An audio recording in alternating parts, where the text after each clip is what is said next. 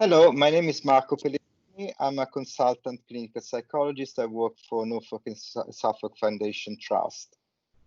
Hello, my name is Amber Ovens. I'm an assistant psychologist and I work for the Norfolk and Suffolk Foundation Trust.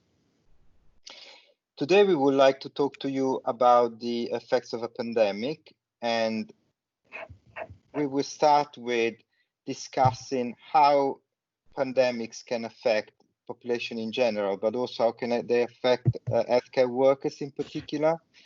There are a couple of things to take into account when we talk about pandemics that we do know from previous experience that there are psychological effects for the general population and also the healthcare workers, especially those at the front line, but we would like to consider all the workers front line really, so including admin, porters, housekeeping, catering, and so on as frontline staff. So healthcare workers are especially vulnerable to the psychological effects of a pandemic.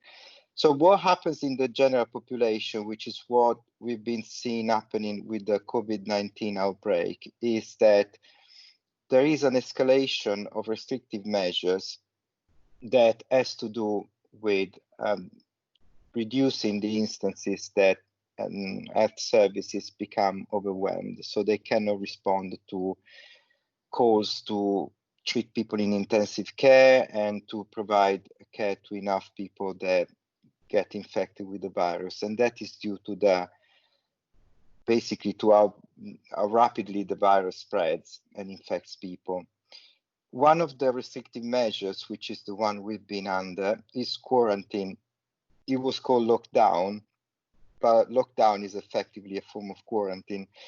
The psychological effects of quarantines are well known, and they can be long lasting. One of the things that can happen, for instance, is that even after the end of a lockdown or a quarantine, there are still concerns about getting infected, about spreading the virus, about meeting with people, for instance, healthcare workers that can be more exposed to the virus. So people can result having more avoidance behaviors. They can avoid meeting other people.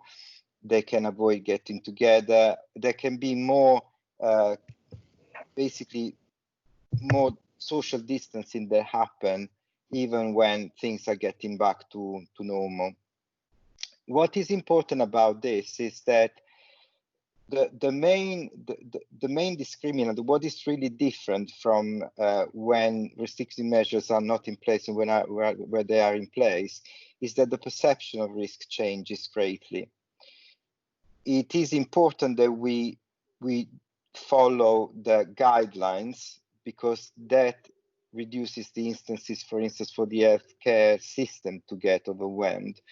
But what happens in people's mind is that basically they start seeing the virus as something more dangerous because they cannot leave home. This has been linked also to something called the behavioral immune system, which is basically a deeply instinctive system rooted in our brain, which helps us to deal with infections and with other situations that pose a threat to our health. So it's a combination basically of thoughts, emotions, and behaviors that we put in place when we detect or react to the presence of a pathogen, of something that can be infective. And it makes us becoming more careful about what we do, about who we meet, about who we mix up with. For instance, one of the things that happen as a result is that the levels of prejudice can go up. And this can result into people becoming more wary of other people that are not from the same background.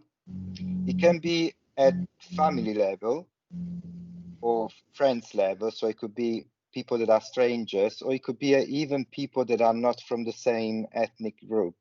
This is not justification for having prejudice, but is to explain how ethnic minorities can be put more at risk by a pandemic, because they can fall into the category of people that are seen with more prejudice because they don't belong to the native ethnic group. So this avoidance behavior can last even beyond the end of a pandemic. What happens for healthcare workers is that additionally to all this, they are the ones dealing with the crisis, front line, and therefore they are exposed to situations that are very traumatic in nature, because they can see lots of people getting sick, they can see people dying, they can be exposed to a high volume of very adverse events. This can trigger anxiety, can trigger depression, and in some cases can result into post-traumatic stress disorder, which is a very debilitating condition. What can make things more complicated on top of this is that information and communication during a pandemic can be different from usual. For instance, media, newspapers, TV, radio, they can play a role, not necessarily because they want to, in increasing the levels of anxiety.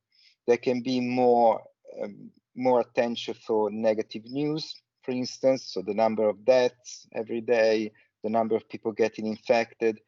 There can be also more attention for very highly sensational stories, like maybe a child that could die as a result of the COVID-19, the person without underlying health issues, stories that can make people feel more worried.